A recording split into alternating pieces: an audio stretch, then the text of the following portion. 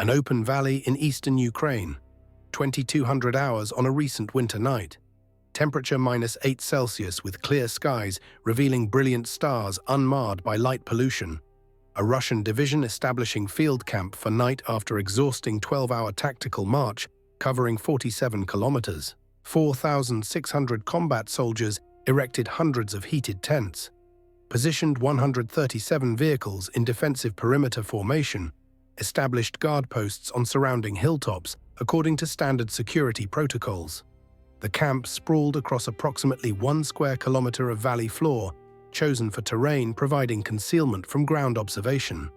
Soldiers prepared for desperately needed sleep after long movement day, characterized by poor road conditions and mechanical breakdowns. By 0300 hours, most personnel would be sleeping in heated tents, seeking recovery from exhaustion.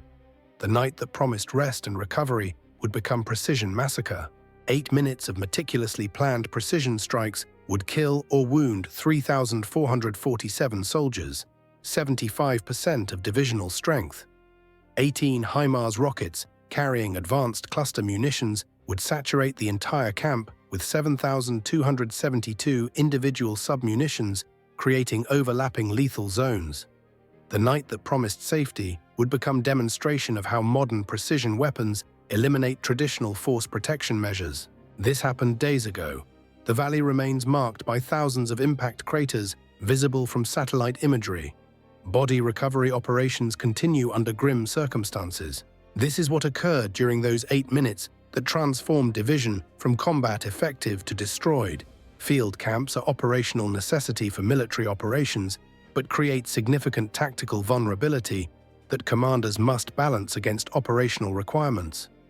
Concentrating thousands of soldiers in geographically limited area creates extraordinarily lucrative target for enemy fires. Tents provide absolutely no protection against artillery shrapnel or explosive blast effects. Sleeping soldiers cannot take defensive action or seek cover when under fire. Night attacks achieve maximum tactical surprise when soldiers are least alert and most vulnerable. All these factors were understood but accepted as necessary operational risks. Russian division had conducted grueling 12-hour tactical march covering 47 kilometers over poor quality roads. Soldiers were physically exhausted from extended movement in sub-zero temperatures. Vehicles had experienced numerous mechanical failures requiring roadside repairs that delayed column movement.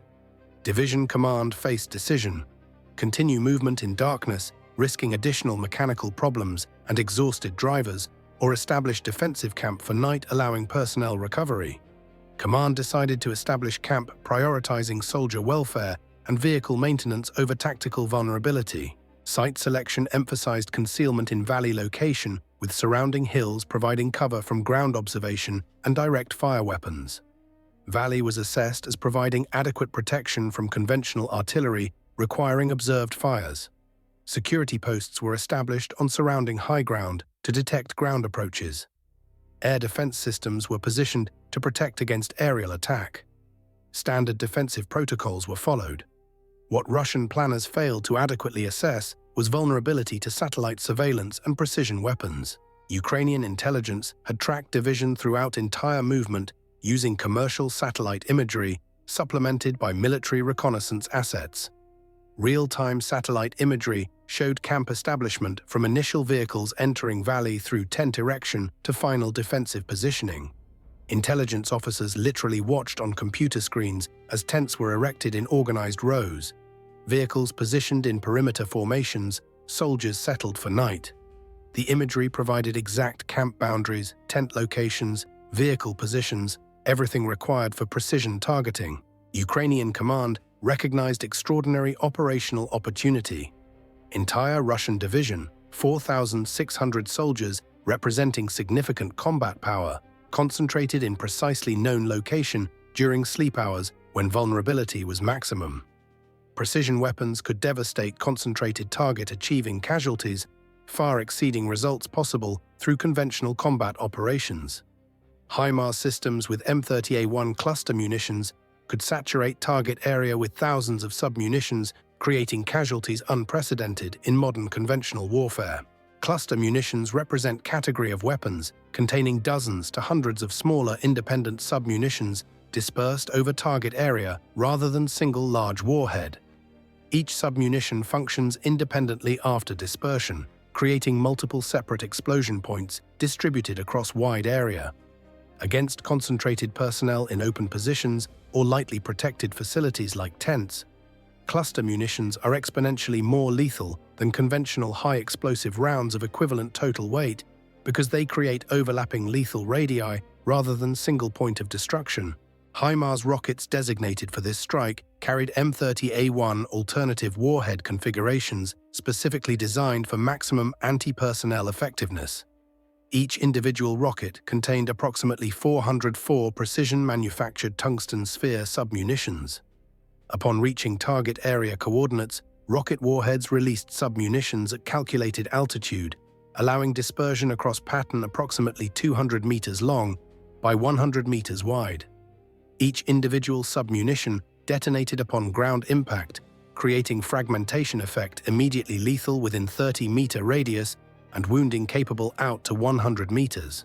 18 rockets carefully positioned to provide overlapping coverage would deliver combined total of 7,272 individual submunitions across entire 1 square kilometer camp area. Mathematical calculation indicated submunitions would detonate approximately every 15 square meters across entire target zone. No position within camp perimeter would be outside lethal radius of multiple submunitions. Sleeping soldiers would be killed or wounded before comprehending attack was occurring or taking any defensive measures. At precisely 0300 hours, 18 HIMARS launchers positioned at 6 different firing locations fired simultaneously according to carefully coordinated fire plan. Rockets arced upward toward target 80 kilometers distant, following ballistic trajectories calculated for precision impact. Flight time was approximately 3 minutes.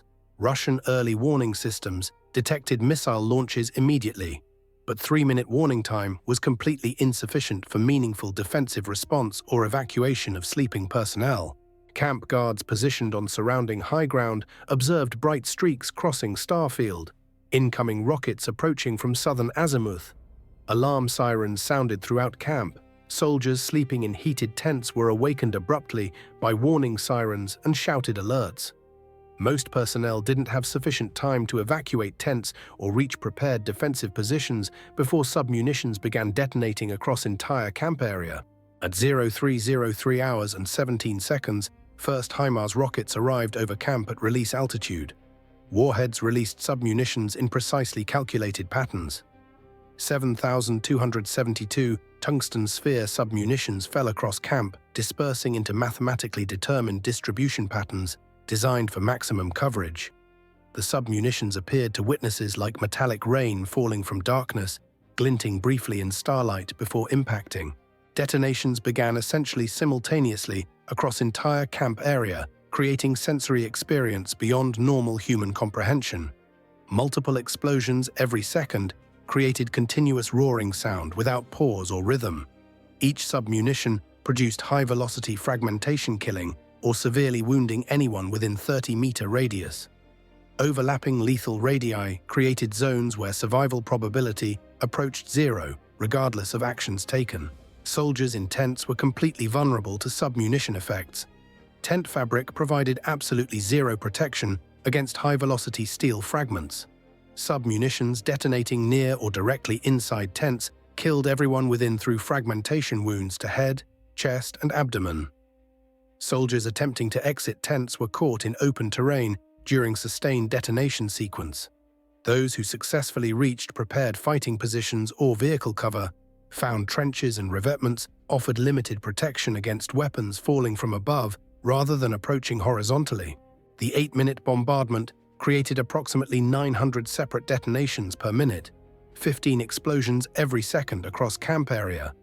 Soldiers experienced continuous explosions without discernible pause or safe pattern. Every direction represented danger. Movement attracted additional risk from becoming visible or entering new danger zones. Remaining stationary meant statistical probability of being hit by randomly falling submunitions. No tactical response or defensive measure proved effective against saturation bombardment. Medical personnel attempted desperately to treat wounded soldiers, but became casualties themselves through same random probability. Battalion aid stations hastily erected within camp perimeter were struck repeatedly through random chance, creating casualties among medical staff. Medics attempting to reach and treat wounded soldiers were hit by submunitions during rescue efforts. Ambulances attempting to move and collect casualties were struck while maneuvering. Medical capability collapsed completely under combination of casualties, overwhelming treatment capacity, and medical personnel becoming casualties themselves. Command and control disintegrated rapidly and completely. Division command posts were destroyed by direct submunition strikes, killing senior officers and destroying communications equipment. Radio networks became fragmented as operators were killed or equipment destroyed. Officers attempting to coordinate defensive response or evacuation were killed or wounded before implementing orders. Battalion and company units fragmented into small groups seeking any available cover without higher coordination. Some soldiers attempted survival through escape, running from camp into surrounding darkness and open terrain. This movement through open areas made runners highly visible targets silhouetted against explosion flashes and more likely to encounter falling submunitions. Running soldiers presented easier targets for submunitions still falling across area. Most personnel who attempted escape from camp were hit during flight or died subsequently from exposure in sub-zero temperatures without protective equipment or knowledge of safe directions. Vehicles attempting evacuation with personnel were identified by Ukrainian drone operators, maintaining surveillance over target area. These vehicles became priority targets for follow-up precision strikes using additional conventional high-explosive HIMARS rounds. Trucks and armored vehicles attempting to leave through limited egress routes were destroyed by precision strikes, creating vehicle obstacles, blocking escape routes for subsequent vehicles. By 0308 hours, coordinated bombardment concluded on schedule. 7,272 submunitions had detonated across camp, creating devastation visible from space. Eerie silence returned to valley, broken primarily by screams and calls of wounded soldiers, desperate shouts for medical assistance, sounds of ammunition cooking off in burning vehicles and equipment. Immediate damage assessment revealed absolutely catastrophic casualties exceeding worst-case planning estimates. 3,447 soldiers killed or wounded from divisional strength of 4,600, representing 75% casualty rate, far exceeding threshold for unit combat effectiveness. 1,823 soldiers confirmed dead on site from fragmentation wounds incompatible with survival. 1,524 soldiers wounded with injuries ranging from relatively minor fragmentation injuries to immediately life-threatening trauma requiring emergency surgery. Only 1,153 soldiers remained physically combat effective. The wounded presented overwhelming challenge to medical evacuation system. Hundreds of casualties required immediate surgical intervention to control bleeding, repair organ damage, stabilize fractures. Division field hospitals were neither equipped nor staffed to handle casualties on this unprecedented scale. Medical evacuation helicopters couldn't transport all critical cases requiring immediate treatment. Many soldiers died from wounds that theoretically might have been survivable with faster treatment and better medical infrastructure. Ukrainian forces advanced cautiously, following strike to exploit tactical success. Reconnaissance elements moved carefully into devastated camp area to assess damage and capture prisoners. Organized resistance was essentially non-existent. Survivors were scattered, disorganized, demoralized, focused entirely on personal survival rather than coordinated combat. 462 Russian soldiers surrendered to advancing Ukrainian forces rather than attempting escape or continued resistance. Prisoners were processed and evacuated to rear areas. Equipment losses were surprisingly moderate compared to catastrophic personnel casualties. Cluster munitions were specifically optimized for anti-personnel effect against troops rather than armored vehicle destruction. Some vehicles were damaged or destroyed by direct submunition hits or secondary fires, but most vehicles survived functionally intact despite crews being casualties. This asymmetric result, destroyed personnel, surviving equipment, created unusual situation of equipment without operators.